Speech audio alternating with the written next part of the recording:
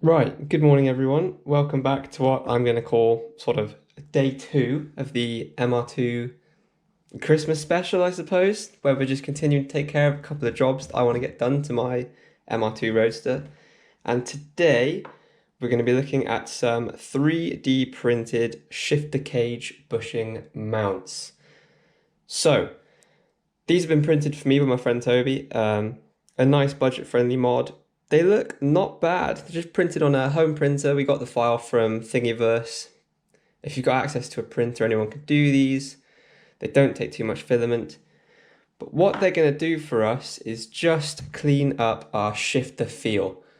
We've all had that embarrassing moment where you're trying to impress someone. You go first to second, nice and easy, second to third, and you miss the shift. So it's very annoying when that happens. And hopefully, these will make the shifter just feel a bit more solid. We're replacing some rubber bungs that go in the shifter cage normally with these solid plastic bushes, and they're nice and rigid.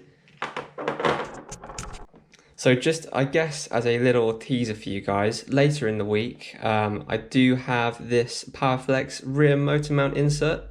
This is just a bit of a fun one because if you can read it, it does say there, Lotus Exige S2 or at least 111R. That's just a bit of fun with the MR2s. You can fit certain Lotus parts to it, and that's a rear engine mount insert. And what that's going to do for us is stiffen up the gearbox and engine so that under sort of quick load changes, the gearbox and engine won't move around so much. That, coupled with these solid shifter bushes, will make sure our shift feel is just much more engaging, and it will stop the gearbox and engine moving around sort of in between load states when you're going from full throttle to off throttle, for example, during a gear change. Right, I'm just filming this part inside because it's a horrible day outside today, which is why we're doing the shifter bushes first, because these definitely aren't a sort of necessary mod. They're just something I'd like to do to clean up the car a bit. But before we head out, I'll just quickly run through the tools you're going to need. Dismantling the interior, it's just a number 2 Phillips head screwdriver, and I have it on this sort of nice low profile ratchet, and I'll show you the reason why. And then for the shifter cage itself, all you're going to need is a 12mm socket. It does not need to be a deep socket like this one, but you will want it on an extension. And then my trusty Halfords Advanced standard ratchet, don't need a flexi head, will be just fine. So yeah, just coming out to the car now. It is a particularly gross day today. There she is in all her glory. It's not actually raining, it's just windy and gross. A little bit of beading going on. The MR2 will be getting a detail video at some point. I think I've got some polish and wax we can apply to the car as well. Do ignore the state of my interior. I will be filming a short video later about reassembling the interior of this car. It's one of my favorite things about these cars is how easy everything comes apart and goes together again. So we'll get you guys sat down and get cracking. Okay, we're in the car now, taking cover from the elements. It's very windy and gross outside. I've got you mounted up by the rearview mirror. It's the best way I could find because I need both hands to do this. Some of this is quite tricky, but the interior generally comes apart quite nicely in this car, which is something hopefully you will see more of later in the week. But removing this center console piece is our first step. It's not too bad of a job. I think we'll start with the most difficult part. Fortunately for me, unfortunately for you guys, I've already done this ahead of time. But the MR2 has 4 screws holding this in, which are an absolute pain to reach. There are 2 screws in line with this ridge here. And that's why I have my screwdriver mounted to this sort of low profile ratcheting piece so that you can reach down in between the seats to get the 4 screws out. There's 4 here and then 4 that are much easier to reach at the very back. These rear ones stand out, you'll have no problem reaching them. It's these front 2. With the seat all the way forwards, you're never going to reach it. Seat all the way backwards, you can just about get a screwdriver in there. Already having them out, I'm a little bit ahead. Next, all it's going to be, shift knob comes off. Nice and simple. The OEM ones from Toyota have a little lock washer underneath, but most of the time that's broken already. At least that was the case in the 2 cars I've had this out, so it's nice and easy. You also have this trim piece that goes underneath the handbrake lever. comes out super easily, you just pull it. The final tricky part of this is the 2 window switches. I've unplugged mine this morning just to get ahead, but the best way I find to do this, clutch in, rock your gear lever into 3rd. You may also need to move your handbrake up and down a bit, but the whole piece will just lift up. There's no clips. The only thing that's going to hold it down is some tension on the carpet. You can then stick your arm underneath. So I'm just through here. Hello. You can stick your arm underneath to reach the 2 plugs, which are nice and simple. And then the whole assembly lifts out. So here are the plugs I was talking about. They're just standard with the buttons. The passenger side one is sort of upside down as such, and the driver's side one is the right way up. So just when you're feeling for the clips, that will help you reach it all. Now, this is where our extension, ratchet and 12mm socket come into play. All we're going to do is undo these 4 bolts here. And I will actually just pop you off the windscreen briefly to give you a better view of that. Okay, sorry, you're the other way up now. We're looking towards the front of the vehicle. It is these 2 brass bolts here and here at the back of the shifter cage. And then these 2, one tucked down there and one down here. And while we have the shifter sort of disassembled like this, I'll sort of show you what I'm hoping to achieve with this job. If I grab the gear stick and move it, you can just about see all the play in the plastic as it moves around. And I'm just trying to eliminate that slop by moving from rubber bushes to plastic. So you're back on the ceiling now, or on the you're back on the windscreen now. I'll just whiz out these 4 bolts.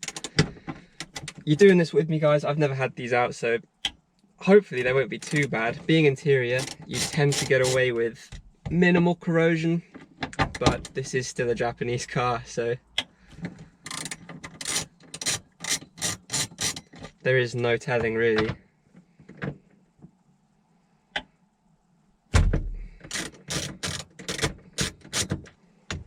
You join me now. I've just got the last of the bolts out. I've rested all 4 of them on the dashboard here. The MR2 has a nice flat platform for us to be working with.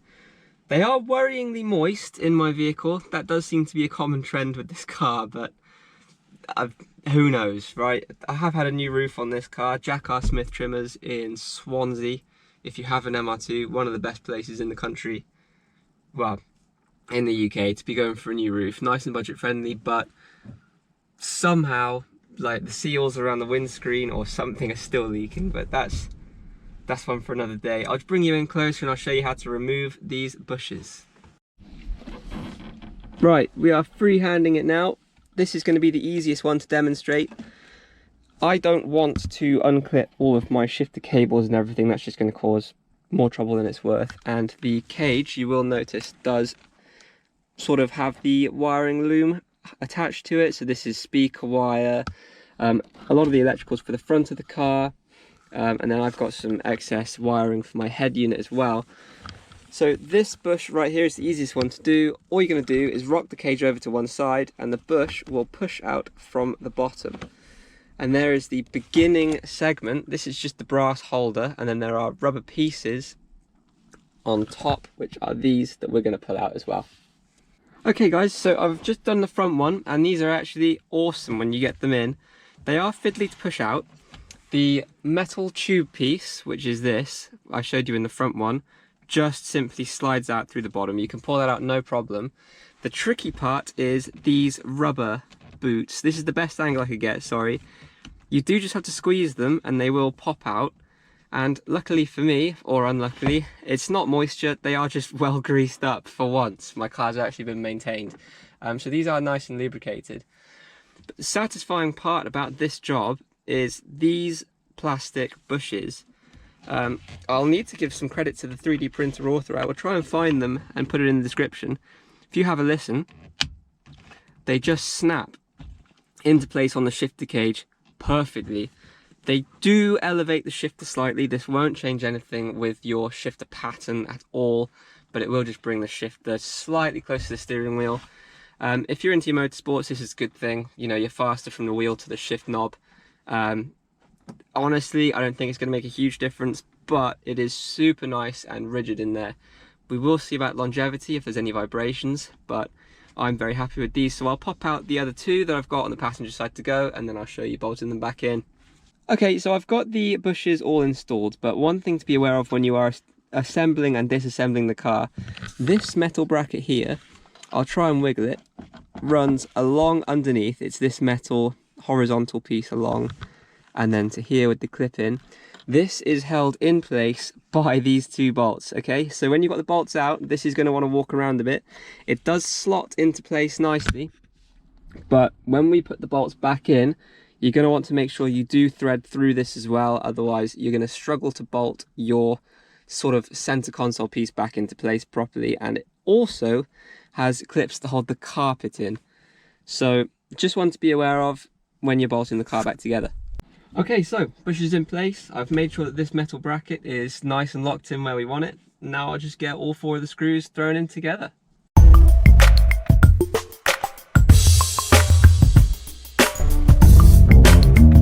Okay guys, so I'm just getting the final sort of nuts and bolts tightened up, or just the bolts really.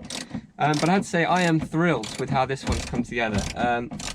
The screws at the front, or the bolts rather at the front, are a bit difficult to access, and then where the plastic material loses the pliability of these rubber bushes here, the shifter cage is a bit awkward to position exactly where you want it. But I mean, if you've dealt with car plastic interiors before, you'll know that a lot of it is just wiggling things around until it fits up nicely.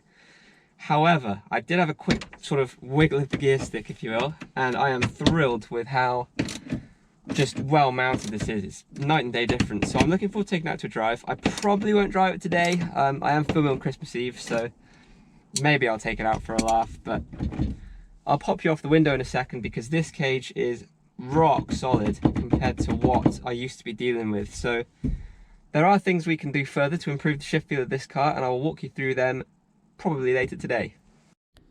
So yeah guys, here we go. 1, 2, 3 and 4. This one's a bit tricky to deal with. You can unclip this wiring loom, but I didn't bother. You can get a tool down there. It's going to be hard to convey on video, but there is zero play in this shifter cage now. Doing this is wiggling the car, whereas before it was just wiggling, well, all this plastic was just moving around. We've gone from these squashy rubber pieces to our solid plastic bits, and yeah, I couldn't be happier. I'll stick you back on the windscreen, we'll time lapse putting the car back together and wrap up that.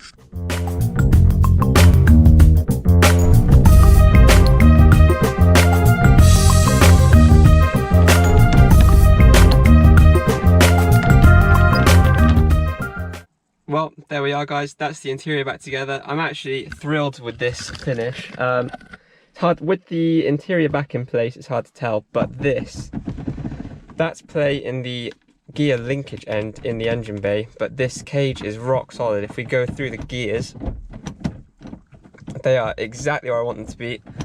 The shift lever itself, however, has moved slightly closer to the wheel, like I said. This is good. If you imagine when you're driving, you want to be clutching in and you can reach that shift knob much faster. And it is hard to say while the car's not in motion, but these are much crispier now. What I'll do is we'll pop into the engine bay and I'll show you where the next bit of play comes from when I've got the car in gear like this. Okay, so here we are. There's our taped up tail light from yesterday. I did take it out for a spin, the tape's held up just fine and road users could see me, so I was quite happy with that. If we pop into the engine bay, down on the passenger side of the car, underneath the coolant hoses, you will see this bush here and this bush here.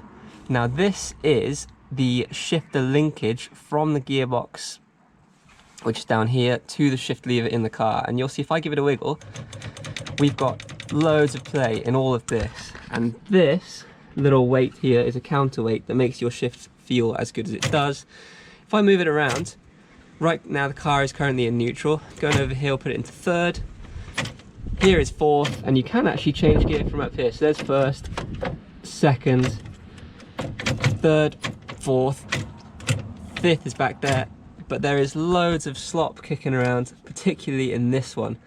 So I will try and show you a trick later on, and you can see this bolt down here too wiggles around a lot. I have what are originally skateboard wheel bearings, and we can put them in here to replace the spherical bushes, along with a selection of washers. It is a bit of a bodge, but it eliminates so much play out of this. I mean, you can even see there just like this washer spinning around where the rubbers have just given up over time. This car is 20 years old, and also that's an exhaust manifold that gets very hot, and it's right here next to our rubber bushes, so you can see why they've perished. It's not a problem with the car, it's just, you know, the cruel mistress of time.